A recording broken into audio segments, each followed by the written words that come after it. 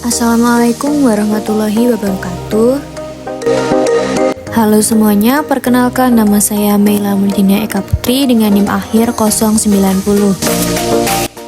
Pada video kali ini, saya akan menjelaskan materi tentang praktik penyelenggaraan pemerintahan daerah dan tantangan ke depan terkait pemberdayaan masyarakat daerah dalam pelaksanaan otonomi daerah. Pada video ini juga berisi harapan kepada pelaksanaan pemerintahan daerah idealnya ke depan. Baik, masuk ke materi yang pertama, yaitu mengenai penyelenggaraan pemerintahan daerah. Penyelenggaraan pemerintahan daerah melibatkan administrasi dan kebijakan yang dikelola oleh pemerintah setempat, seperti kabupaten atau kota. Ini mencakup pengelolaan anggaran, infrastruktur, pendidikan, kesehatan, dan layanan masyarakat. Prinsip otonomi daerah memberi kuasa kepada pemerintah daerah untuk mengatur urusan dalam batas-batas tertentu dengan tujuan meningkatkan pelayanan publik dan partisipasi masyarakat dalam pembangunan lokal. Materi selanjutnya adalah tantangan-tantangan ke depan dalam pemberdayaan masyarakat daerah dalam pelaksanaan otonomi daerah dapat mencakup beberapa aspek yang kompleks dan beragam. Yang pertama, kapasitas sumber daya manusia. Banyak daerah menghadapi tantangan dalam membangun kapasitas sumber daya manusia yang memadai di tingkat lokal untuk merencanakan, mengelola, dan mengimplementasikan program pemberdayaan yang efektif. Yang kedua, keterbatasan keuangan. Meskipun pemberian otonomi daerah, banyak daerah masih menghadapi keterbatasan dalam hal pendanaan untuk mengimplementasikan program pemberdayaan yang komprehensif dan berkelanjutan. Yang ketiga, partisipasi dan keterlibatan masyarakat. Memastikan partisipasi aktif dan keterlibatan masyarakat dalam proses perencanaan, pengambilan keputusan, dan implementasi program pemberdayaan bisa menjadi tantangan. Selanjutnya adalah ketimpangan sosial dan ekonomi. Beberapa daerah mungkin menghadapi ketimpangan sosial dan ekonomi yang signifikan antara wilayah perkotaan dan pedesaan, serta antara kelompok-kelompok sosial tertentu. Lalu ada infrastruktur dan akses. Tantangan dalam infrastruktur dasar seperti akses listrik, air bersih, jaringan transportasi, dan telekomunikasi dapat membatasi kemampuan masyarakat untuk mengakses informasi dan layanan yang diperlukan untuk pemberdayaan ekonomi dan sosial. Dan yang terakhir adalah keberlanjutan program oleh pemerintah.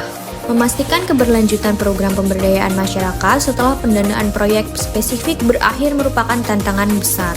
Hal ini membutuhkan strategi yang jelas untuk membangun kapasitas lokal, memastikan dukungan finansial yang berkelanjutan, dan meningkatkan partisipasi masyarakat secara berkelanjutan. Mengatasi tantangan-tantangan ini memerlukan pendekatan antara pemerintah daerah, pemerintah pusat, sektor swasta, dan masyarakat sipil. Diperlukan juga komitmen yang kuat untuk meningkatkan kapasitas institusi, membangun infrastruktur dasar, serta meningkatkan partisipasi dan keterlibatan masyarakat dalam proses pembangunan lokal.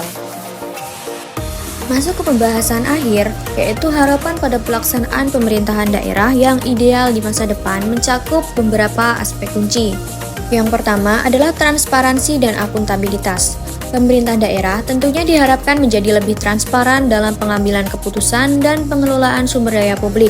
Akuntabilitas yang kuat akan memastikan bahwa kebijakan dan program yang dilaksanakan benar-benar menguntungkan masyarakat secara luas. Yang kedua, partisipasi masyarakat yang aktif. Masyarakat diharapkan dapat terlibat secara aktif dalam proses pembuatan keputusan, mulai dari perencanaan hingga evaluasi program. Partisipasi ini akan memastikan bahwa kebutuhan dan aspirasi masyarakat dipertimbangkan secara serius oleh pemerintah daerah. Yang ketiga adalah pemerataan pembangunan. Pemerintah daerah ideal diharapkan dapat melakukan pembangunan yang merata antara wilayah perkotaan dan pedesaan, serta antara daerah yang satu dengan yang lain. Ini termasuk dalam distribusi sumber daya, infrastruktur, layanan publik, dan peluang ekonomi. Yang keempat adalah pengelolaan keuangan yang efisien. Pelaksanaan pemerintahan daerah yang ideal di masa depan dapat diharapkan mengelola keuangan secara efisien dan transparan, dengan menekankan pada penggunaan anggaran yang bertanggung jawab dan meminimalkan risiko korupsi serta pemborosan. Yang kelima adalah pengembangan kapasitas institusi. Pemerintah daerah diharapkan untuk terus memperkuat kapasitas institusi mereka dalam perencanaan strategi, manajemen proyek, pengawasan, dan inovasi dalam layanan publik. Ini akan mendukung implementasi kebijakan yang efektif dan responsif terhadap kebutuhan masyarakat. Yang keenam, perlindungan lingkungan dan keberlanjutan. Perlindungan lingkungan dan pembangunan berkelanjutan diharapkan menjadi fokus utama dalam pelaksanaan pemerintahan daerah di masa depan. Upaya ini meliputi pengelolaan sumber daya alam yang berkelanjutan, peningkatan kualitas lingkungan, dan adaptasi terhadap perubahan iklim. Yang terakhir adalah keadilan sosial dan hak asasi. Pemerintah daerah ideal diharapkan mampu menjaga dan memajukan keadilan sosial serta hak asasi manusia untuk semua warganya. Hal ini mencakup perlindungan terhadap diskriminasi, akses yang adil terhadap layanan publik, dan kesetaraan dalam kesempatan sosial dan ekonomi.